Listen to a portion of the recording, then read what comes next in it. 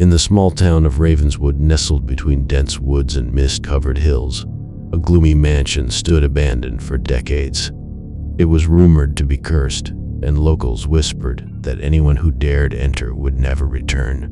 One moonlit night, a group of adventurous teenagers decided to challenge the legends. Sarah, Mark, and Emily gathered at the mansion's rusty gate. Their flashlights flickered as they stepped into the overgrown garden. The air was heavy with an eerie silence, broken only by the sound of their footsteps on the decaying leaves. The mansion's windows were like empty eyes staring into the night. As they ventured deeper into the mansion, shadows seemed to dance at the corners of their vision. Doors creaked open and shut on their own, and whispers filled the air.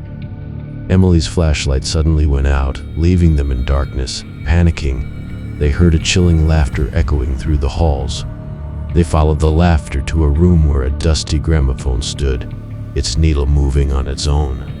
The room was filled with old photographs, each showing a group of teenagers from different eras. The laughter grew louder, and the photographs started to move. The figures in the photos stepped out, their ghostly forms becoming more distinct. One figure, a girl named Lily from the 1920s, spoke in a hollow voice. "We came seeking adventure too. This mansion feeds on our fear, and now we are trapped." The other figures nodded in agreement. The teenagers realized they were trapped as well. The mansion began to warp and change, becoming a labyrinth of shifting walls and endless corridors. They were lost in a nightmare. Mark and Emily's faces twisted in terror, their fear becoming nourishment for the mansion's malevolent power. Sarah, however, had an idea. She remembered reading that cursed spirits could be appeased by solving the mystery of their deaths. As the mansion's walls closed in around them, Sarah discovered a hidden journal. It detailed Lily's tragic fate. She had been murdered by her jealous lover. With the journal in hand, Sarah confronted Lily's ghost. Tears streamed down her ethereal face as she read the words aloud. The mansion shuddered, and the echoes of Lily's laughter turned into anguished cries. As the last words left Sarah's lips, the mansion began to collapse in on itself. When the dust settled, the mansion was no more, and Sarah, Mark, and Emily found themselves in the moonlit garden once again. Lily's spirit stood before them, now at peace. "Thank you for setting us free," she whispered before fading away. From that day on, Ravenswood regained its tranquility. The legend of the haunted mansion became a cautionary tale, a reminder that some stories are better left unexplored. Story 2. In the heart of the Whispering Woods, an ancient forest known for its eerie legends, a lone traveler named Alex found themselves lost as daylight faded. The trees seemed to shift and watch, their branches reaching out like skeletal fingers. Unsettling whispers surrounded Alex, seeming to come from every direction.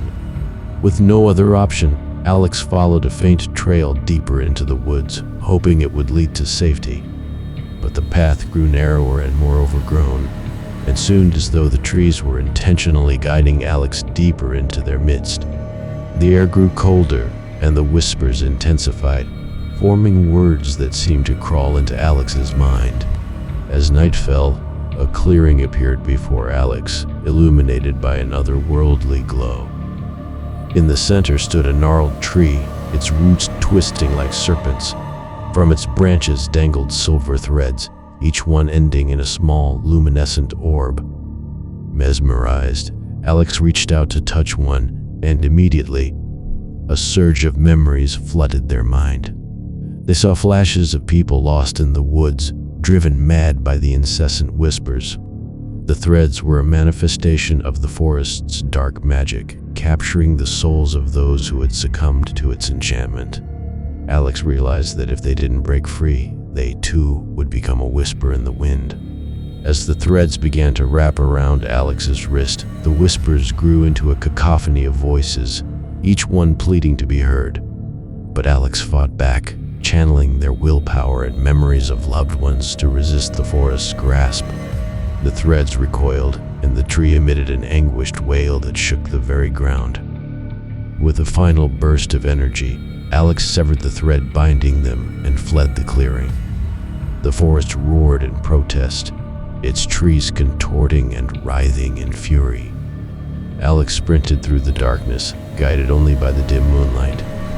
Hours later, they stumbled upon the forest's edge and collapsed, gasping for air.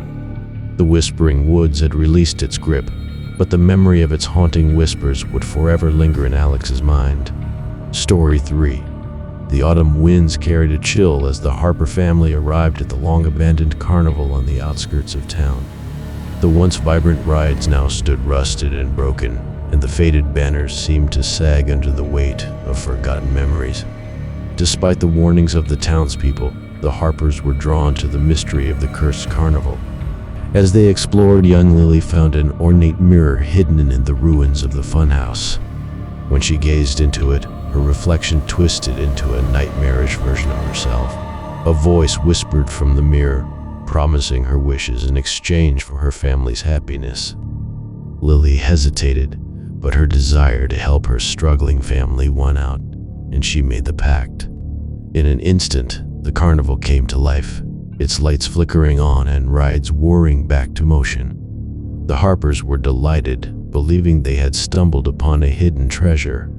However, the carnival's cheers soon turned sinister. Lily's parents grew distant and emotionless, their faces frozen in eerie smiles. The ride spun faster and faster, their music discordant and maddening. Lily's little brother, Timmy, was trapped on the Ferris wheel, his screams lost in the chaotic symphony.